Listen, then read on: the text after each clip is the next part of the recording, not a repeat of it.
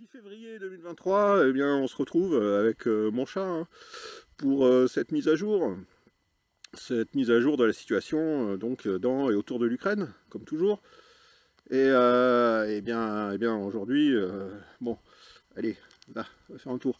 Euh, Aujourd'hui, bon, bah, écoutez, ça va être riche parce que on nous annonce un peu partout la grande offensive qui serait en cours, la grande offensive russe dans le nord-est dans la région de Soumy exactement, où bon, on voit passer des infos selon lesquelles il y aurait 1800 chars, 700 avions, 500 000 hommes, des hommes frais, hein, des recrues. Alors évidemment, c'est une force énorme. Si ça s'avère vrai, bon, je pense que c'est possible, hein, tout à fait, c'est tout à fait possible. Si ça s'avère vrai, évidemment, c'est l'offensive décisive qui va probablement tout changer. Mais attendons un peu pour voir. Pour l'instant, on est un peu dans le flou, on ne sait pas trop. Si ça se précise, eh bien, on verra. Pour l'instant, bon, on ne sait pas. Peut-être que dans quelques jours, on en saura plus. Peut-être dans quelques semaines, on ne sait pas. C'est difficile. Mais en tout cas, beaucoup de monde en parle. On en entend parler de tous les côtés. Attendons et voir. Bon, et puis sinon, on revient sur Bakhmout. Bakhmout, c'est là où ça se passe vraiment en ce moment. Bon, écoutez, Bakhmout serait quasiment encerclé, mais on sait que les Russes ne veulent pas vraiment encercler Bakhmout, parce que ça permet de laisser venir les renforts envoyés par Zelensky et de pouvoir faire leur travail d'attrition. Mais selon certaines sources russes, il y aurait actuellement 5000 à 7000 Ukrainiens qui seraient piégés, encerclés dans Bakhmout et qui seraient sur le point d'être soit détruits, soit faits prisonniers. Alors j'espère qu'ils seront faits prisonniers, hein.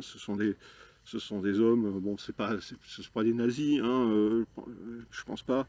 Ce sont peut-être des gens qui ont été recrutés de force, hein, donc j'espère qu'ils seront prisonniers, ça leur laissera la chance de pouvoir revoir leur famille et ça sera pour leur famille un grand soulagement de les voir revenir quand tout sous ce bord sera fini.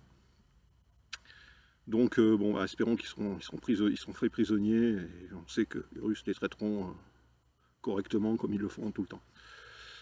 Alors évidemment, sur LCI, dans les médias occidentaux, on nous parle de la stratégie des vagues humaines. Alors les stratégies des vagues humaines, c'est le dernier narratif à la mode dans les médias du système otanien. Alors bon, évidemment, c'est complètement bidon, hein. L'idée, ça serait de justifier la défaite qui arrive à Bakhmout pour les Ukrainiens par une stratégie russe qui consiste à envoyer des masses de soldats pour ensevelir, pour submerger les troupes ukrainiennes. Alors bien sûr, qui sont beaucoup plus courageuses, beaucoup mieux formées, avec un équipement occidental bien meilleur, mais qui perdent hein, quand même, elles perdent malgré tout. Et donc il faut bien le justifier. Donc l'idée, et c'est une idée très maligne, hein, parce qu'elle renforce l'image des barbares russes qui déferlent, c'est une vieille image datant de la Deuxième Guerre mondiale, hein, des barbares russes qui déferlent comme ça c'était un peu la même stratégie qu'employait la propagande nazie pour justifier les défaites sur le front de l'Est pendant la Deuxième Guerre mondiale. Donc voilà, on imagine des barbares russes qui déferlent en masse, tels les Huns, pour submerger les pauvres soldats ukrainiens par le nombre. Bien que les soldats ukrainiens soient bien meilleurs et bien mieux équipés grâce aux fabuleuses armes occidentales, et donc ils vont perdre, donc il faut trouver une justification. Voilà.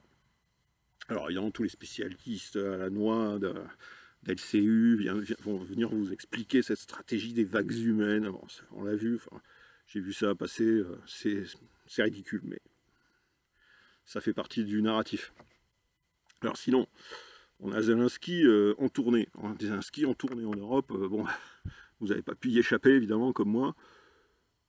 Pendant que son armée est en train de s'effondrer sur place, qu'est-ce qu'il fait? Il se promène, il vient à Londres, puis après à Paris, puis à Bruxelles, et puis Et puis alors à Londres, il nous a fait un sketch avec Rishi Sunak, en mettant des casques d'aviateurs aussi gros que eux, quoi, ce qui est bien trop grand pour leur tête. En se marrant, en rigolant. Alors bon, ils font des blagues. Alors, Zelensky nous a servi une blague sur la formation des aviateurs ukrainiens, comme quoi on lui dit qu'il faudrait 3 ans pour former un aviateur ukrainien, mais lui il pense que 2 ans et demi. Enfin bon, c'était très drôle, apparemment tout le monde a ri aux blagues du comique Zelensky, qui retrouve un peu ses racines de comique au moment où son pays est en train de s'effondrer totalement, du moins son armée plutôt, pas le pays mais l'armée. Bah, lui, il retrouve ses talents de comique, alors bon, il nous fait un sketch. Alors après, il a été à Paris, alors là on a vu des scènes bizarres avec Macron, alors on lui a remis la Légion d'honneur. Bon, voilà, la Légion d'honneur, on la donne à n'importe qui d'aujourd'hui, donc pourquoi pas Zelensky, qui entraîne toute l'Europe dans une catastrophe historique, et son pays sur la voie de l'effondrement total. Bon, alors descendons-lui la Légion d'honneur, pourquoi pas. Alors, on a vu des scènes bizarres où Macron embrassé à plusieurs reprises Zelensky en le palpant. C'était assez étrange, c'est étrange, c'est quelque chose qui déstabilise, et des scènes vraiment, vraiment bizarres. Et puis après, alors ensuite à Bruxelles, alors là on a vu une scène vraiment, mais vraiment incroyable, où pendant la photo de groupe, Zelensky s'est retrouvé, je ne sais pas si c'est par hasard, enfin il s'est retrouvé juste devant Orban. Orban était dans le groupe des chefs d'État européens, derrière lui, et juste derrière Zelensky.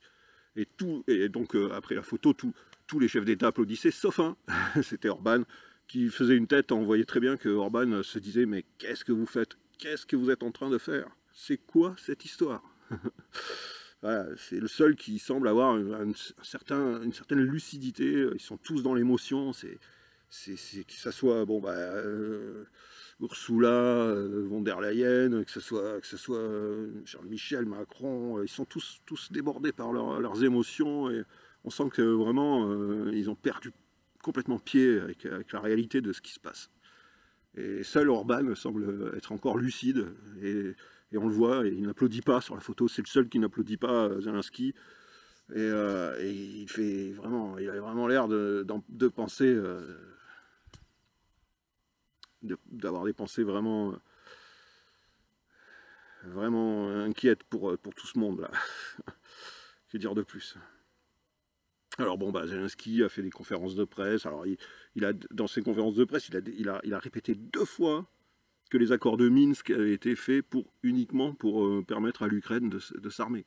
Exactement ce qu'avait dit Merkel, ce qu'avait dit Hollande, ce qu'avait dit son ministre de la Défense. Il en a rajouté. Alors bon, évidemment, là maintenant c'est Zelensky qui le dit lui-même. Donc voilà, bon, ça a donné bien sûr aux Russes la justification de leur action. Hein. Je veux dire, il ne peut pas donner une meilleure cartouche aux Russes pour pouvoir exposer. Écoutez, voilà, on nous a poussé à faire cette intervention. Hein, voilà.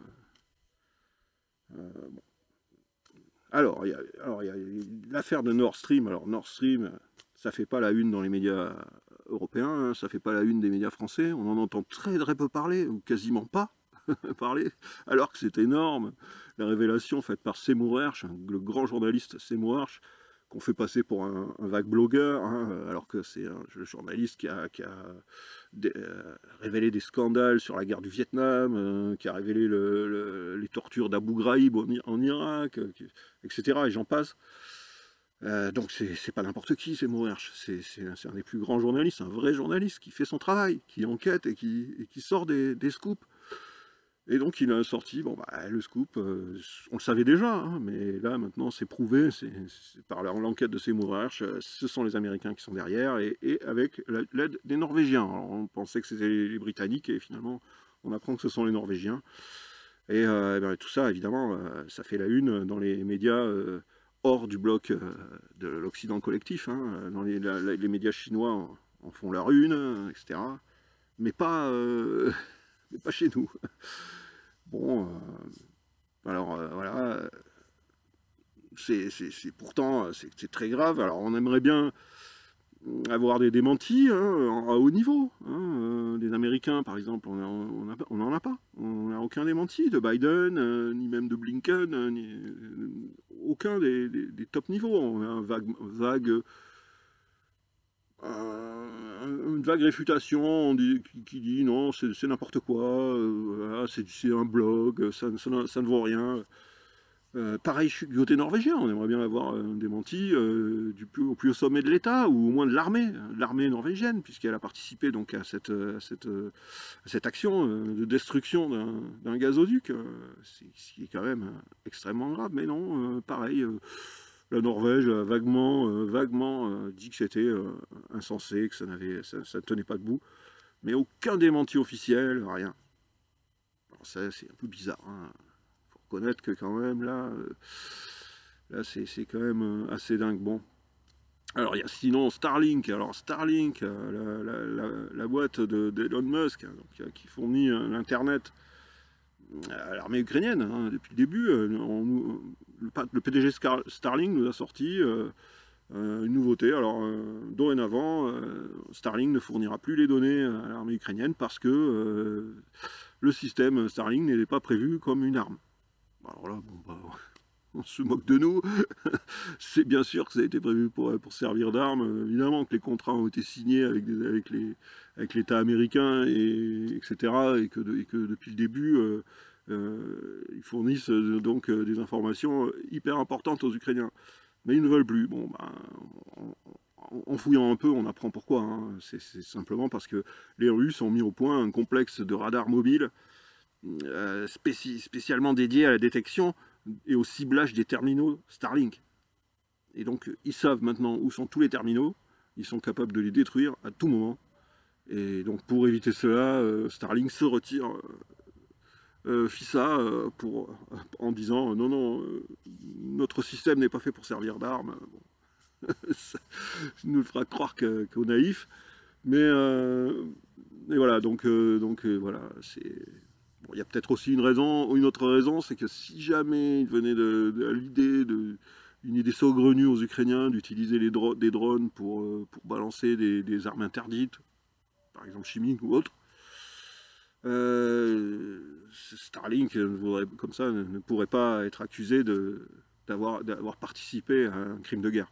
Mais la raison principale, c'est que les Russes ont mis au point donc un complexe de radars mobiles qui permet de détruire, de cibler, de détruire les terminaux donc Starlink, terminaux Internet de Starlink en Ukraine, et donc voilà, c'est la vraie raison. Donc voilà pour l'Ukraine. Alors bon, je vais dire un mot de la Syrie, parce que on a quand même assisté à tout un discours sur il faut aider la Turquie, etc. Mais la Syrie, on l'oublie. On l'oublie évidemment dans l'après tremblement de terre terrible qui s'est déroulé donc à cheval sur la Turquie et la Syrie. Donc vous êtes au courant, hein, c'est tragique et beaucoup de victimes. Et la Syrie, même si peut-être elle a été moins impactée, mais elle a été quand même très impactée. Moi j'ai mon ami Pierre Lecorf qui est à Alep hein, depuis plusieurs années, qui fait le travail, son travail d'aide humanitaire, et qui a parlé de la situation à Alep. Bon, c'est tragique, hein, mais alors l'aide en Syrie, les pays occidentaux, pas d'aide en Syrie parce que ça servirait à l'horrible Bachar al-Assad. Donc non, pas d'aide, etc. La seule aide que reçoivent les Syriens vient des pays hors bloc occidental collectif. Alors voilà, la Corée du Nord, la Chine, etc. Des pays, l'Iran, ont envoyé de l'aide à la Syrie, mais pas les pays occidentaux qui préfèrent laisser les gens en Syrie mourir dans la détresse.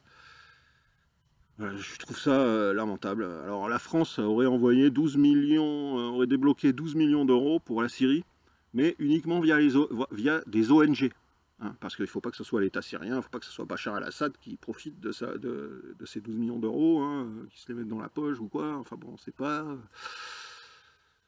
Bon, bah, alors c'est quoi ces ONG? On ne sait pas. Alors, aucune idée, hein, mais moi j'ai mon idée. Hein, moi je pense qu'il s'agit en fait d'ONG, genre les casques blancs, c'est des ONG affiliées aux islamistes qui opèrent dans la région d'Idlib, qui a été touchée hein, aussi. Et donc on envoie donc de l'aide humanitaire pour les régions contrôlées par les islamistes, mais pas pour les régions contrôlées par l'État syrien. Hein. Et d'ailleurs, je crois que le président grec, hein, le Premier ministre grec, s'est plaint officiellement de ne pas pouvoir envoyer de l'aide en Syrie à cause des sanctions imposées par l'Union européenne, à laquelle il ne peut pas déroger. Voilà.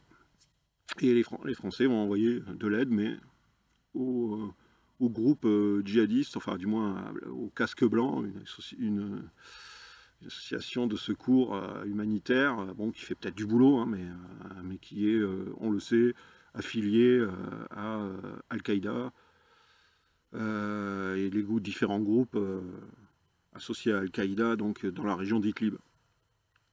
Voilà. Et donc voilà, bon bah écoutez, on va en rester là pour aujourd'hui. Je vous remercie pour votre soutien. Si vous avez envie, vous pouvez aimer cette vidéo en dessous. Vous pouvez vous abonner aussi si vous ne l'êtes pas. Je sais qu'il y a beaucoup de gens qui regardent mes vidéos mais qui ne sont pas abonnés à la chaîne. Donc ce serait bien, c'est pas grand chose, c'est gratuit, ça ne coûte rien. Un petit clic sur l'abonnement, puis vous avez la petite cloche à côté pour avoir les notifications, etc. Et puis si vous souhaitez m'aider, vous pouvez alors bon, ma chaîne, elle est démonétisée, mon blog est démonétisé, on essaye de me couper les limes, bon, j'y suis habitué, c'est pas grave, je m'en passe. Mais bah, si certains d'entre vous veulent m'apporter un petit soutien, bah, c'est en dessous, dans la description de la vidéo, vous avez tous les liens, et ce sera fort apprécié. C'est beaucoup de travail, je ne peux pas faire autant de vidéos que je voudrais, j'en suis réduit pratiquement à faire une vidéo par semaine, alors que je souhaitais en faire au moins 3, au moins 4, ou 4, si j'avais pu, mais c'est compliqué, je dois travailler pour vivre, et donc bon, bah, j'ai pas le temps, pas beaucoup de temps à consacrer à collecter des infos pour vous les offrir en vidéo. Mais vous inquiétez pas, on en fera d'autres, je ferai une autre vidéo très bientôt, et puis voilà, et on se retrouve, et puis voilà, et il continue. Ciao.